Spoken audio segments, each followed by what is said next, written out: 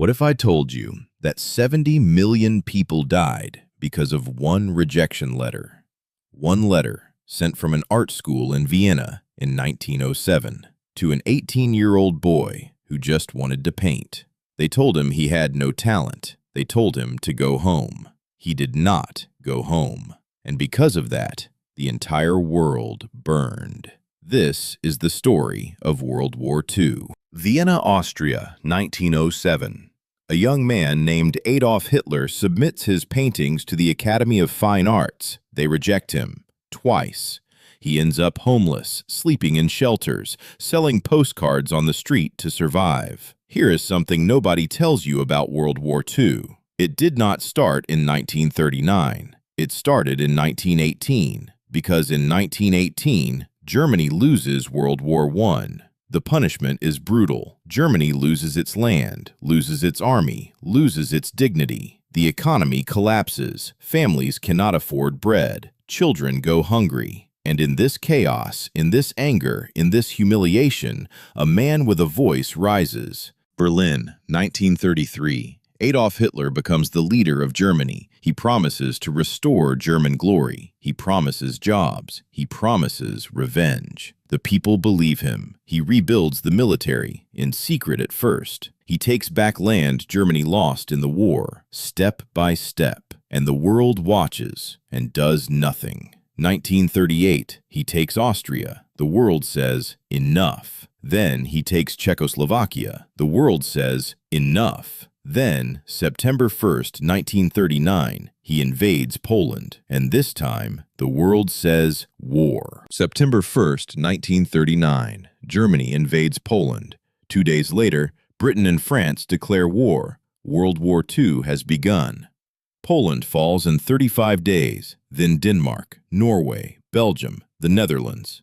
June 1940. France, one of the most powerful nations in Europe, falls in just 46 days. Paris, the city of light, is now under a Nazi flag. Only one nation stands between Hitler and total control of Europe: Britain. The Battle of Britain begins. German planes bomb London every single night, for 57 nights in a row. Families sleep in underground stations. Children are sent away to the countryside. But Britain does not fall. Churchill goes on the radio. He says, "We shall never surrender," and they don't. And then Hitler makes the biggest mistake of his life. June 22nd, 1941. Hitler invades the Soviet Union, Operation Barbarossa, the largest military invasion in human history. 3 million soldiers, 3,600 tanks, 2,700 aircraft. It works. At first. But here is something nobody tells you about this moment. Hitler expected to win in 10 weeks. He told his generals, "Pack light. We will be home before winter." He was wrong. The Soviet winter arrived, and it was not cold. It was death. German soldiers were still wearing summer uniforms in -40 degrees. November 1942. Stalingrad. Here is one story that tells you everything about this battle. A Soviet soldier named Vasily Zaitsev, a simple shepherd from the Ural Mountains, becomes one of the most feared men in Stalingrad. He picks up a rifle, and for weeks, he makes the entire German army afraid to move. One man, in the rubble of one city, against the most powerful army in the world. That is what Stalingrad was. 2 million soldiers, one city, 5 months. The bloodiest battle in human history. February 2nd, 1943. Germany surrenders at Stalingrad. For the first time, Germany is losing. Meanwhile, across the Atlantic, America had stayed out of the war until December 7th, 1941.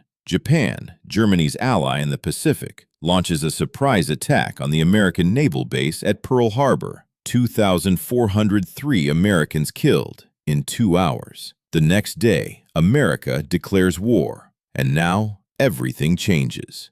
June 6, 1944, D-Day, Normandy, France. 156,000 Allied soldiers land on 5 beaches in a single morning. The largest seaborne invasion in history. They fight through France, through Belgium, through the Netherlands, city by city, street by street. And on May 8, 1945, Germany surrenders. Europe is free. But the war is not over. In the Pacific, Japan is still fighting.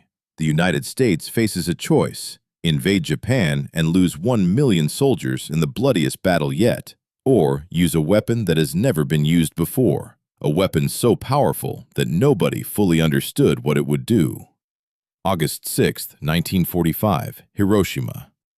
A single bomb, dropped from a single plane, destroys an entire city in seconds. 80,000 people die instantly, thousands more in the days that follow. 3 days later, Nagasaki, 40,000 more. September 2, 1945, Japan surrenders.